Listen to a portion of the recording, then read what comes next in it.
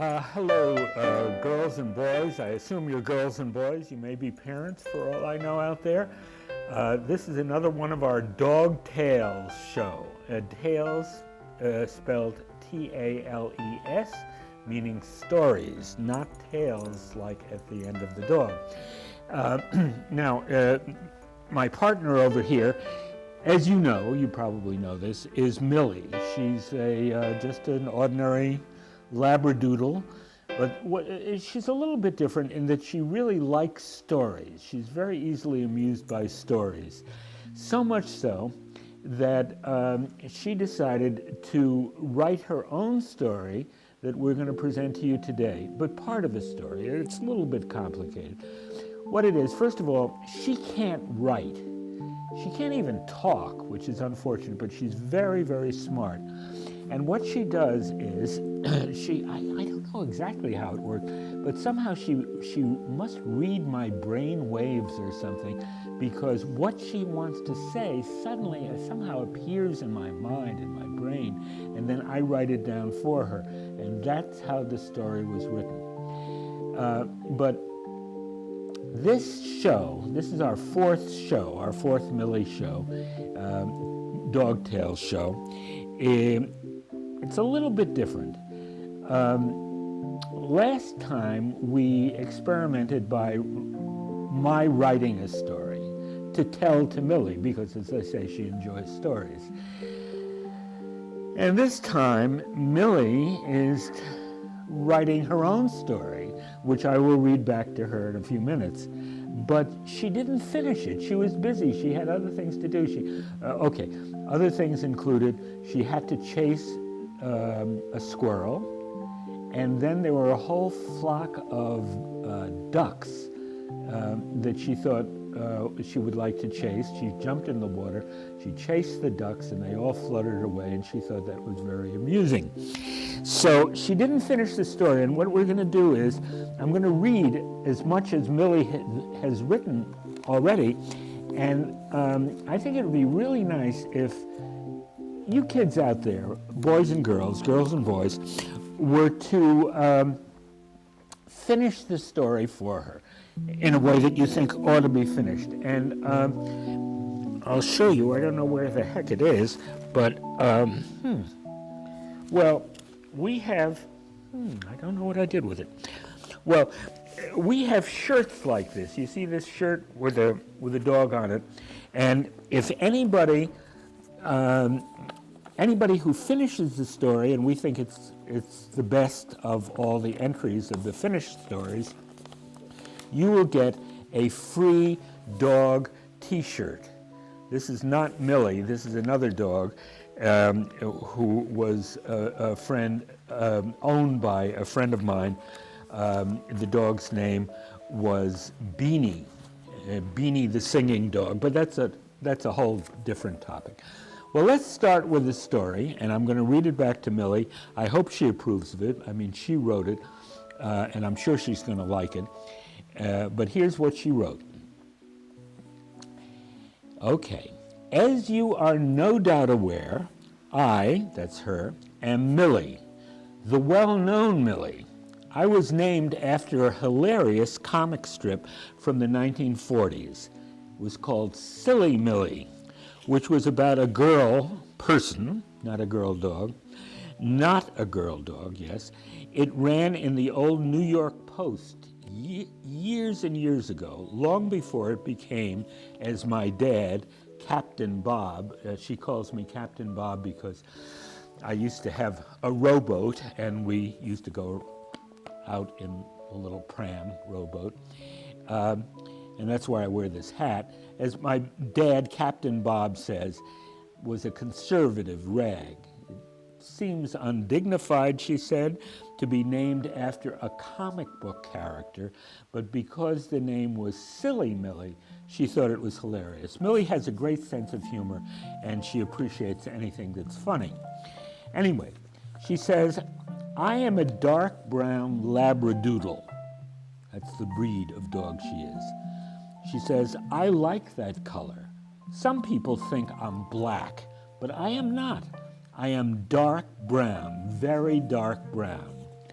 I am also witty, as I say, she has a great sense of humor, and am overall a very nice animal. Captain Bob wrote a story about me, that was last month's show, which you may have read or heard. Unfortunately, it was mostly lies, exaggerations at best. I shall now tell you in my own words the full and honest truth about myself and about the life that I lead. Mine is actually an ordinary story. My stepmother, Mary, and my stepchild, and my stepdad, Bob, who I like to call Captain Bob, wake up each morning early. I hear them about how it's 6:30 or 7 or something like that. I myself can't read clocks, but I tell time very well by how my stomach aches for breakfast and how much my muscles and bones ache for a good morning run. By the time I get back from the run, I'm told, it's around 9 o'clock. My mom, Mother Mary, often says, Millie is the only dog I know who likes to sleep in. Yes, I do love to sleep in, usually on the rug, but often on my favorite chair, the one that I share with Mother Mary. I sort of half wake up eventually, wag my tail like she's wagging her tail now, and stretch and yawn, and then, of course, drop off to sleep again. Meanwhile, my parents stumble by me on their way to the bathroom. They pat me on the head and belly.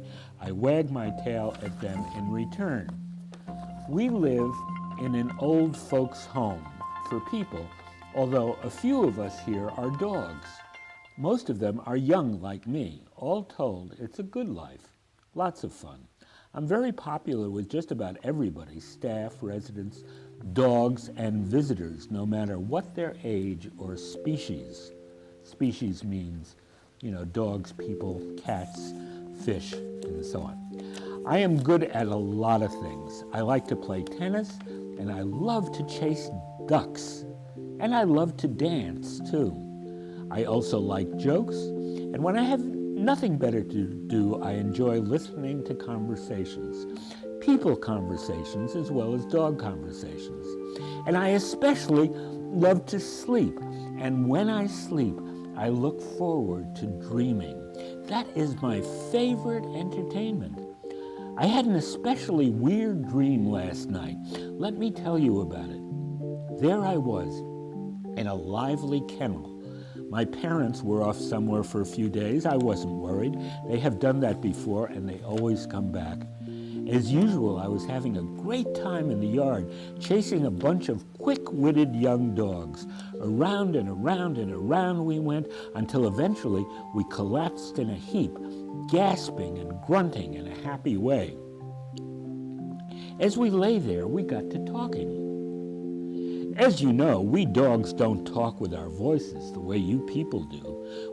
We just sort of think, and somehow our thoughts land right in the other animal's head. It's hard to explain, but that's pretty much the way it works. Anyway, we got into a discussion of pets.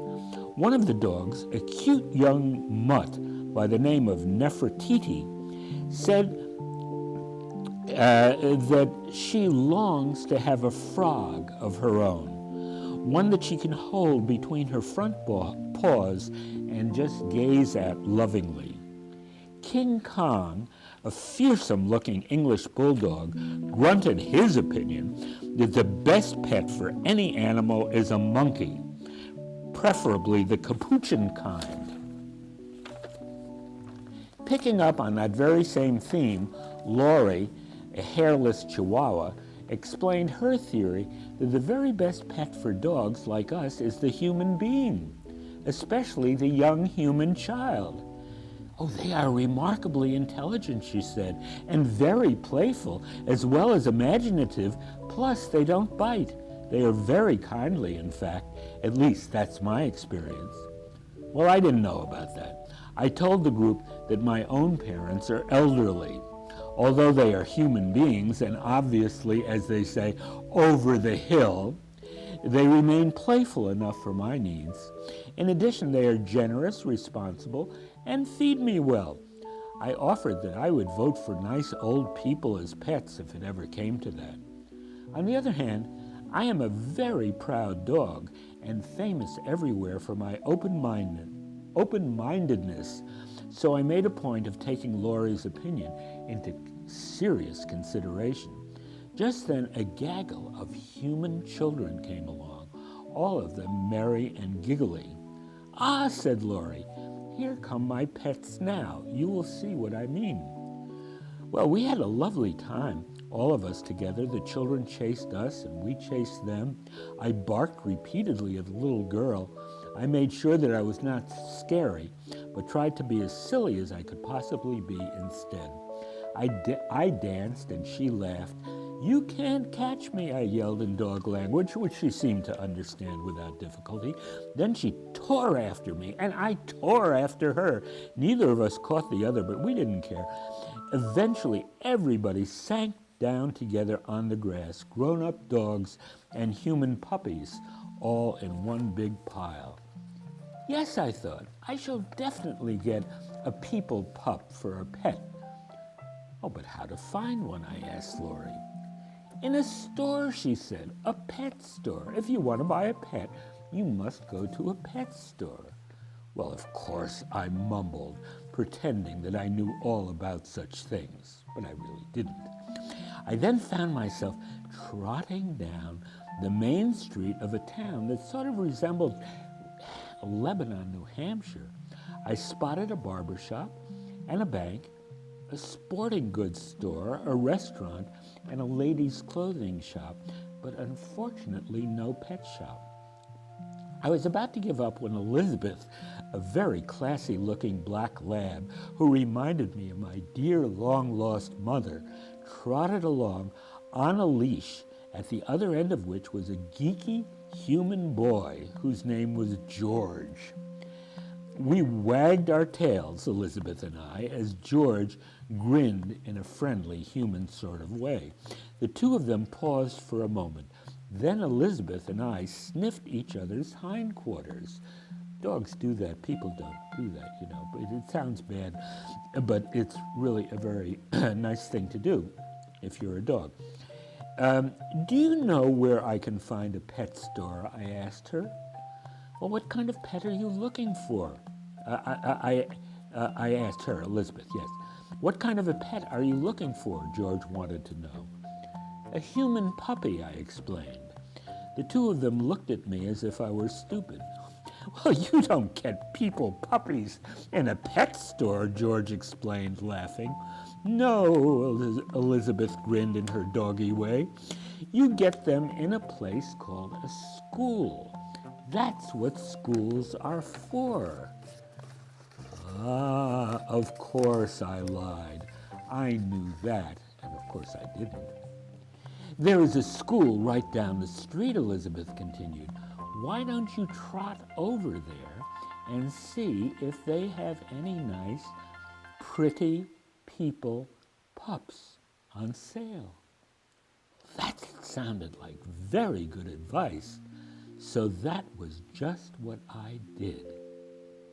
When I arrived at the schoolhouse door, and that's all we're going to read today, because that's all Millie had time to write. And so I ask you boys and girls out there who know something or who want to know something about dogs, who are interested in this whole topic of dogs getting pets for themselves that are actually boys and girl people, would you finish the story? And if you finish the story in a really nice way, we will put it on the air. We'll read it here to Millie and to everybody else, boys and girls and dogs out there. And on top of that, if we accept your story, you will get a free T-shirt with a picture of another dog, Beanie the Singing Dog, on it. And we really look forward to your contributions, and you can send it in to Millie and me at the following address. It's going to be up, you'll see it probably in the background as I speak. It's Mad Doggerel, MADDOGGEREL at iCloud.com. Anyway, we look forward to hearing from you, and we'll see you next time we do a show. Farewell, everybody.